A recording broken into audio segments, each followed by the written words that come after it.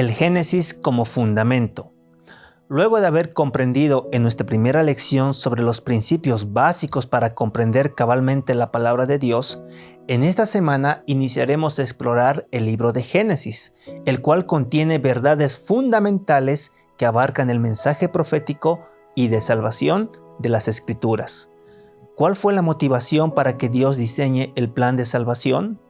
¿Cómo se expresó esta motivación como evidencia ante el universo entero? ¿Qué verdades proféticas nos deja el libro de Génesis que manifiestan a Cristo como vencedor ante el pecado? En el libro de Génesis encontraremos las respuestas.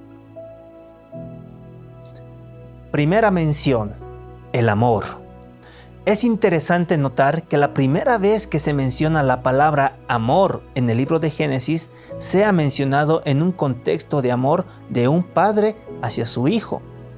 Toma ahora tu hijo, tu único Isaac, a quien amas, y vete a tierra de Moria, y ofrécelo allí en holocausto sobre uno de los montes que yo te diré, nos dice Génesis 22:2.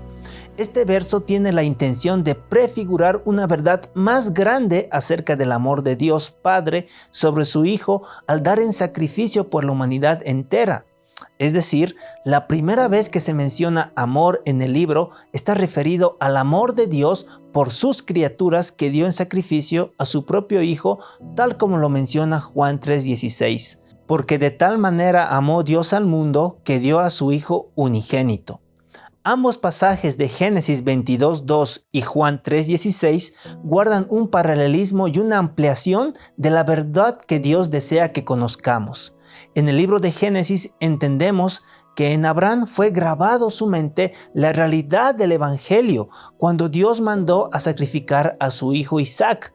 La agonía que sufrió varios días por aquella terrible prueba fue permitida para que comprendiese la grandeza del sacrificio hecho por el Dios infinito en favor de la redención del hombre. En definitiva, hemos encontrado un paralelismo claro al leer la prueba de Abraham con la muerte de Cristo en la cruz, y la base de ambos textos estudiados es el amor. Seáis plenamente capaces de comprender con todos los santos cuál sea la anchura, la longitud, la profundidad y la altura de conocer el amor de Cristo que excede a todo conocimiento, para que seáis llenos de toda la plenitud de Dios, nos dice Efesios 3:18 y 19. El libro de Génesis nos enseña una verdad que habíamos estudiado a detalle el pasado trimestre: su profundo e inconmensurable amor. Primera mención: el Cordero. Continuando con la historia de Isaac, el texto nos dice: entonces habló Isaac a Abraham su padre y dijo: Padre mío. Y él respondió: heme aquí mi hijo. Y él le dijo: he aquí el fuego y la leña, mas ¿dónde está el cordero para el holocausto? Dice Génesis 22:7. Es la primera vez que se menciona explícitamente la palabra el cordero, como refiriéndose a un cordero único que trasciende a todos los demás. Esta misma connotación la podemos observar en el Evangelio de Juan, en ocasión cuando Jesús se acercaba a él y éste le exclama: he aquí el Cordero de Dios que quita el pecado del mundo. Juan 1:29. Asimismo, en el libro de Apocalipsis podemos leer 23 veces este mismo título de Cordero para ser otorgado a Cristo Jesús. Por tanto, inferimos que Juan está aludiendo a la pregunta de Isaac: ¿dónde está el Cordero?, en una relación intertextual entre Génesis y el libro de Juan, al Hijo de Dios, Jesucristo, como el Cordero. Esta afirmación está fundamentada en la respuesta de Abraham, su padre, a responder: Dios se proveerá de cordero para el holocausto, hijo mío. Génesis 22:8. Esto nos revela que Dios se proveería a sí mismo como el cordero. Por tanto, el cordero al que se hace referencia aquí no es simplemente el animal físico que Isaac tenía en mente, sino Dios mismo. En conclusión, vemos que el libro de Génesis nos proporciona los pilares de verdades proféticas que serán de estudio y de ampliación a la luz de los demás libros bíblicos. Este evento estudiado de Abraham y su hijo Isaac fue una sombra profética de los que Dios hará más adelante. proveer a Jesucristo como el Cordero de Dios para el sacrificio definitivo por los pecados de la humanidad. Así como Dios evitó que Abraham sacrificara a su hijo y en su lugar proveyó un carnero, Dios el Padre no detuvo el sacrificio de su propio Hijo, Jesucristo, quien murió en la cruz como el verdadero Cordero de Dios. ¡Qué paralelismo tan impresionante entre el libro de Génesis y Juan! Y cuánta revelación encontramos cuando un texto nos puede ampliar la verdad más profunda de otro texto para honra y gloria de Dios.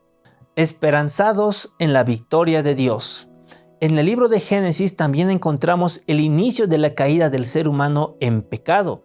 Observamos el engaño de Satanás a Eva en Génesis 2, 15 al 17. Nos percatamos del primer asesinato en el mundo propiciado por Caín hacia Abel, reportado en Génesis 4, 8 al 15. Lamentablemente, empieza la decadencia de la raza humana y la creación de Dios por la infección del pecado causado por Satanás. Sin embargo, en el mismo libro de Génesis evidenciamos un rayo de esperanza cuando continuamos leyendo la historia de Abraham.